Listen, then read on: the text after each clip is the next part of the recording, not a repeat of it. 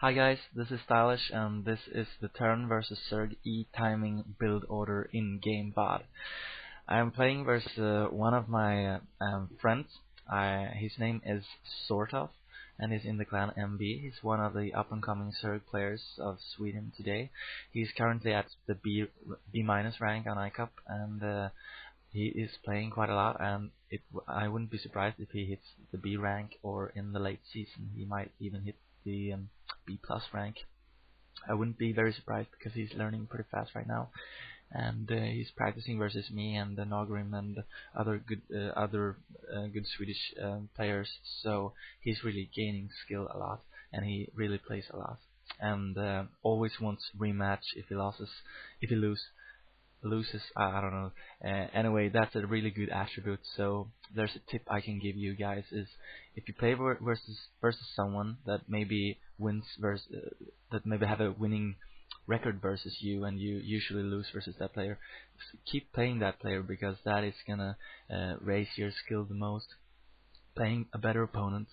Maybe if you get yourself like really raped every game, I can understand that it's maybe not that fun, but you should always play versus an opponent that is slightly stronger than yourself if you're gonna improve. So that is one tip I can give you. And as you can see here, I do the scouting where I see that his overlord isn't coming from that direction, so I move the other direction, and I can see that his overlord actually it crosses my path there, so I know that he starts there. And that is really good. That makes me feel real safe, because I can see if he's gonna 9 pool, or if he's gonna 12 hatch, or 4 pool, or whatever he's gonna do. So from here on, I'm just gonna continue with the build order. I'm not gonna go into the build order here as usual on the in-game VODs, because I have made a completely separate build order VOD and written down the build orders on teamliquid.net on my Stylish VOD, first-person VOD thread. So I don't feel the need to go through the build order again. I'm just gonna give some general tips while doing this build order, and other build orders as well.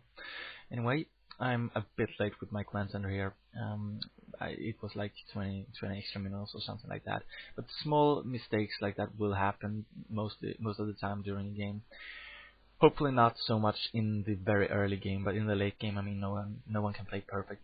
But of course, when playing single player, you will have to try to make everything perfect, because then it's a bigger chance that it will be more perfect when you actually play the game. So I can scout here that he doesn't make 6 Zerglings, or 8 Zerglings for that matter, because he doesn't have enough larvas.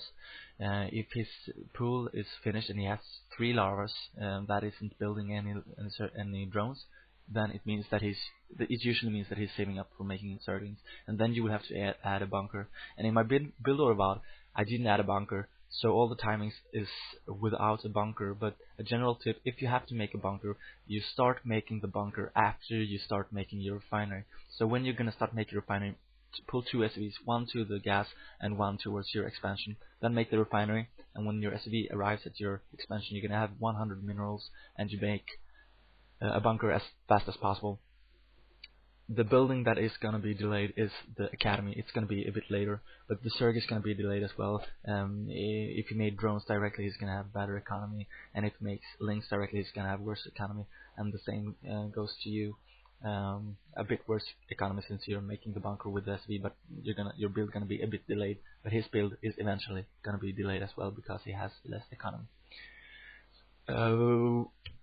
So the academy will be late if you make a bunker, but then just keep doing everything in the correct order, not on those supplies. Every supply is gonna be like 1 or 2 above what I told you in the build order. Also remember that in the build order VOD, I don't lose my scouting SCV, because I'm not playing versus a real opponent. So every supply count there is actually gonna be 1 less supply when your scouting SCV is dead.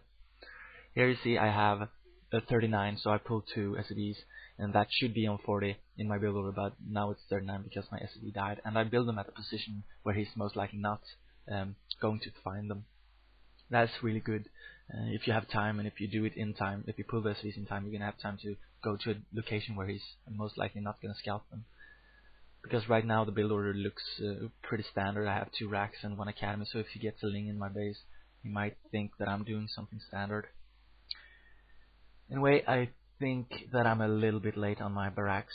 When I add the three barracks here, I think I move SCVs when I have 450 minerals, but I should be at the position when I have 450. There's another little mistake. It adds up. I think my push will be about 3 seconds too slow in this game, but I mean, when you attack, it's going to be at 830 to 840 or something, and his lurkers are going to pop from everything between 840 to 840 to 9 or plus.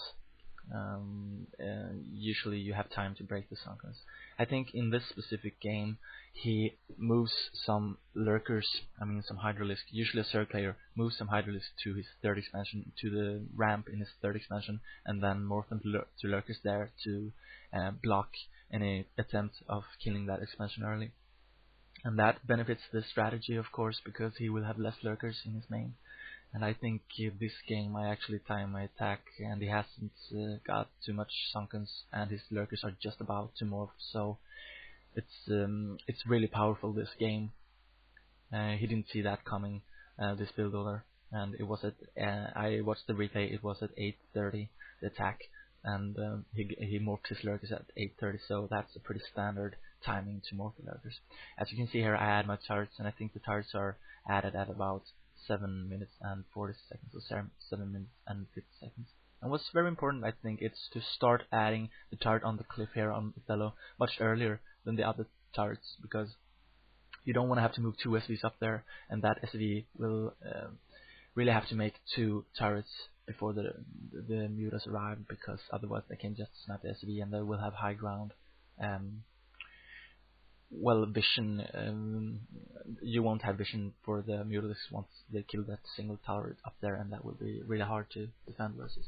And also move 1 group of marines to the turrets in main. I usually have 2 or 3 turrets behind my mineral line in main, and then I make 1 turret at an area where he might, sneak his mutalisks into my base. Just have 1 turret there, and have your marines there, so when he attacks the turrets, you can stim and attack mutalisks. They're really much stronger if you have just 1 or 2 turrets with the marines, because then he cannot snipe them as easily, and he can definitely not snipe the turret. Anyway, then I move out here when my upgrades are at the G on upgrading in my E-base, and then he moves in. I only had 2 turrets there, and really I think I could have added 1 more turret before I moved out there, because I had cash for it, but I didn't this game, and that didn't stop me from moving out anyway, because I have 5 barracks. And 5 barracks is going to produce enough marines to deal with the mutalisks if he decides to have them in my base, and he really needs to have them in his base when I do the attack. And then he flies over my marines here accidentally, so he loses even more health. And here you see I scan, and he has really almost no sunkens, so I don't wait. I just scan, stim, and attack, and I know my upgrade will arrive at that timing. And now you can see that he's morphing his lurkers, but it's too late. And well, GG. And I'm gonna do another VOD now.